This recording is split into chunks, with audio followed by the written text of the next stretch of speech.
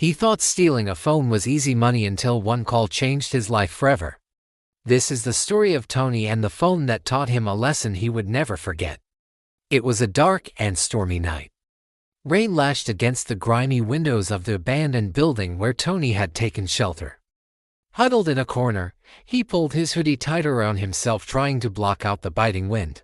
As the minutes ticked by, his stomach growled, reminding him that he hadn't eaten in days. Desperation gnawed at him. He needed a plan, a way out of this, a way to get some money. And then he saw her. A young woman in her early 20s was walking past the building, her eyes glued to her phone. She was engrossed in what was on the screen, oblivious to the danger lurking in the shadows.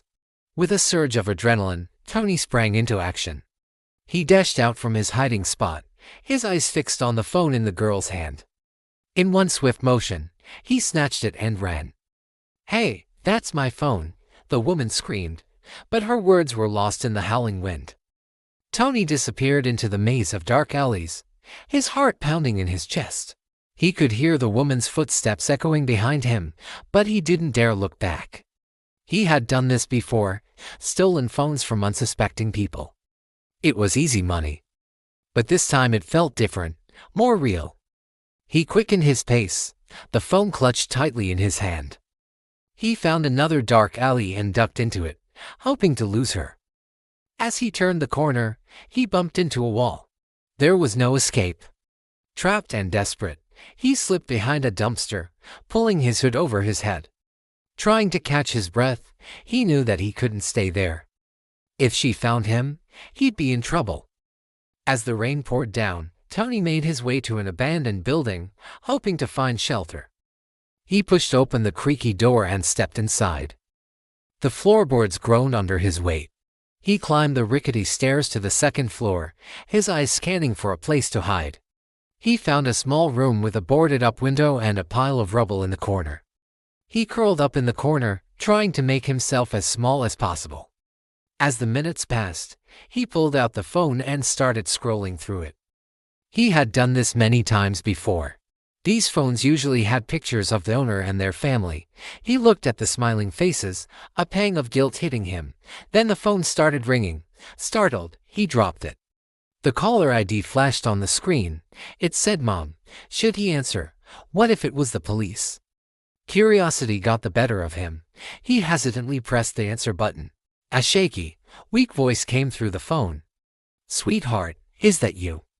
Please don't forget my medicine tonight. I'm feeling worse." Tony froze. The voice was so frail, so full of love and desperation that it broke his heart. His mom always used to call him every night before his dad went to work. He missed those calls.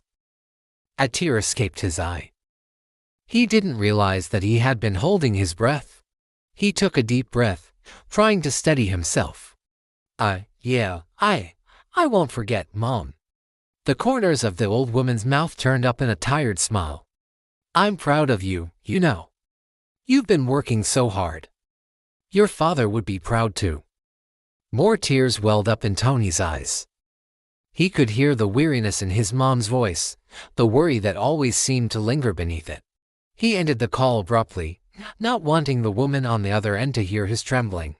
He stared at the phone in his hands, the weight of it suddenly heavy. In that moment, the phone wasn't just a phone. It was a lifeline to a worried mother. It was a connection to a life that Tony had once known.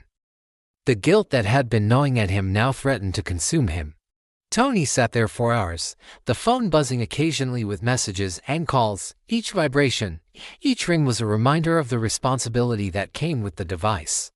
He knew he couldn't keep it, as the first rays of sunlight peeked through the cracks in the boarded-up window. Tony decided to return the phone. He walked back to the woman's apartment building, his steps heavy with remorse. He rang the doorbell, his hand shaking. When she opened the door, her face was etched with anger. He held out the phone, his eyes downcast in shame. I'm sorry. I shouldn't have taken this. Your mom, she called. She needs you."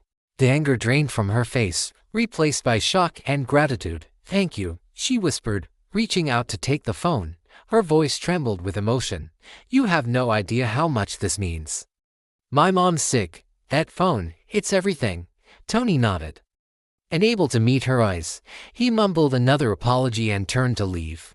As he walked away, the weight of his actions from the night before settled heavily on his shoulders. He knew he had made a mistake, a big one, but in that moment, he also realized that he had a chance to make things right. He had returned the phone. But he could do more. He could try to be a better person. The journey wouldn't be easy, but as Tony took the first step towards redemption, he knew that it was a step in the right direction. What did you think of this story? Let us know in the comments below.